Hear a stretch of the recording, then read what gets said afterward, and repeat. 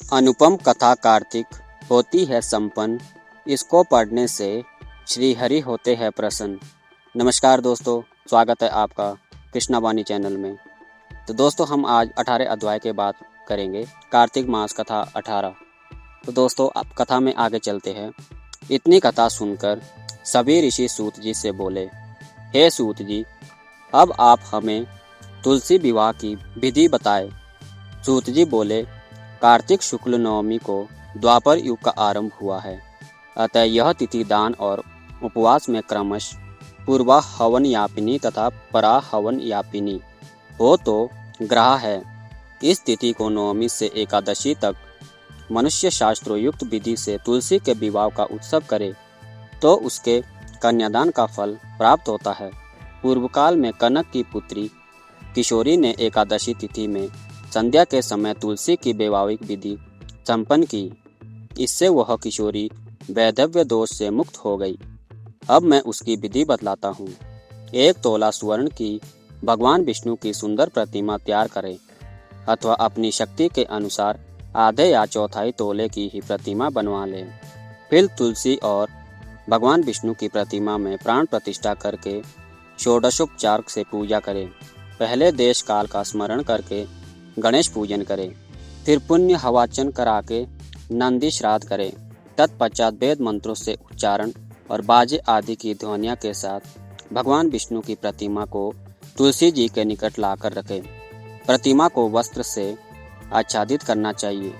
उस समय भगवान का आह्वान करें, भगवान केशव आइए, देव मैं आपकी पूजा करूंगा, आपकी सेवा में तुलसी को समर्पित करूंगा, आप मेरे संपूर्ण मनोरथ को पूर्ण करें। इस प्रकार आह्वान के पश्चात 3 बार अर्घ्य, पाद्य और बिस्तर का उच्चारण करके इन्हीं बारी बारी से भगवान को समर्पित करें। फिर आचमनीय पद का 3 बार उच्चारण करके भगवान को आचमन कराएं। इसके बाद कांस्य के बर्तन में दही, घी और मधु रखकर उसे कांस्य के पात्र से ही ढक दे तथा भगवान को अर्पण करते हुए इस प्रकार कहे, वासुदेव, आपको नमस्कार है। यह मधुपर्य दही, घी तथा शहद के मिश्रण को मधुपर कहते हैं, ग्रहण कीजिए। तदनंतर हरिद्रालेपन और अभ्यंग कार्य संपन्न करके गोधूली की बेला में तुलसी और विष्णु का पूजन पृथक पृथक करना चाहिए। दोनों को एक दूसरे के सम्मुख रखकर मंगल पाठ करें।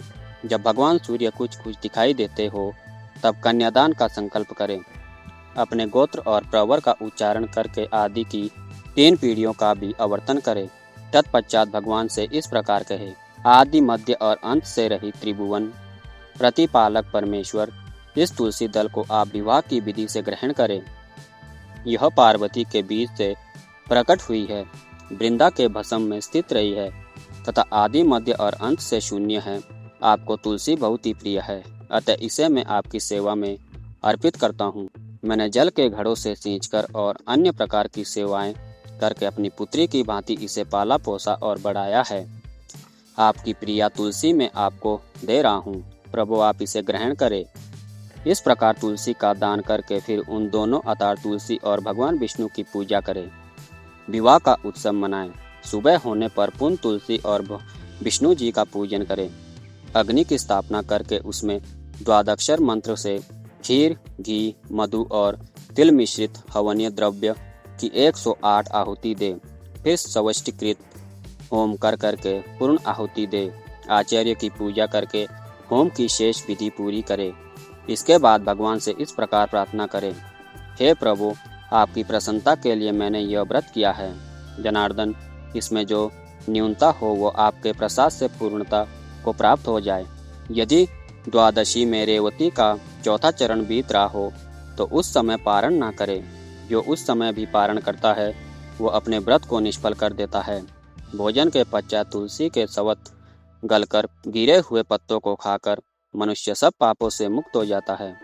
भोजन के अंत में ऊख, आंवला और बेर का फल खा लेने से उचिष्ट दोष मिट जाता है। तदनंतर भगवान का विसर्जन करते हुए कहे, भगवान, आप तुलसी के साथ वैकुंठ धाम में पधारे। प्रभु, मेरे द्वारा की हुई पूजा ग्रहण करके आप सदैव संतुष्टि करें। इस प्रकार देवेश्वर विष्णु का विसर्जन करके मूर्ति आदि सब सामग्री आचार्य को अर्पण करें इससे मनुष्य कृतार्थ हो जाता है। यह विधि सुनाकर सूत जी ने ऋषियों से कहा, हे ऋषियों, इस प्रकार जो मनुष्य श्रद्धा पूर्वक सत्य, शांति और संतोष को धारण करता है, भगवान विष्णु को तुलसी दल समर्पित करता है, उसके सभी पापों का नाश हो जाता है और वह संसार के सुखों को भोगकर अंत में विष्णु लोक को प्राप्त करता है।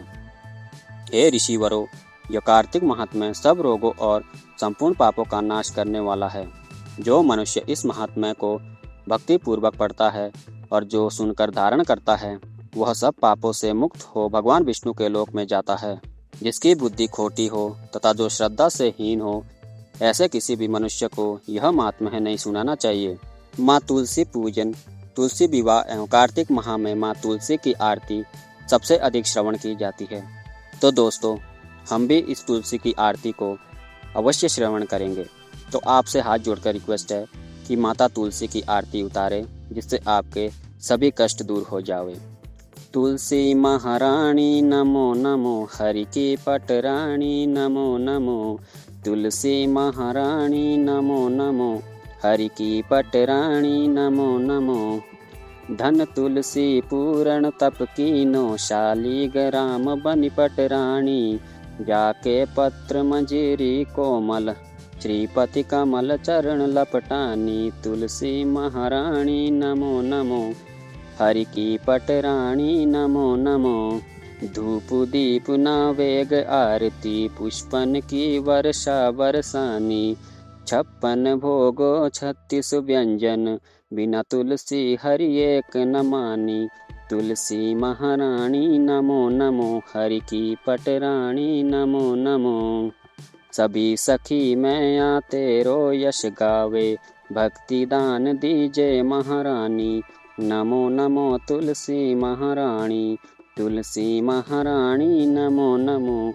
तुलसी महारानी नमो नमो, हरि की पटरानी नमो नमो। तो दोस्तों, यहाँ पर कार्तिक मास के सभी कथाएं समाप्त होती हैं। तो आशा करता हूँ आपको हमारी वीडियो अच्छी लगी हो। तो प्लीज़ इन सभी वीडियो को आप अपने फ्रेंड के साथ शेयर करें। और दोस्तों, भगवान से यही हाथ जोड़कर विनती करता हूँ कि आपका भला हो, आपका कल्याण हो, आपका वंश बढ़े और आपकी आस्था भगवान के प्रति सदैव बनी रहे। जय श्री कृष्णा दोस्तों।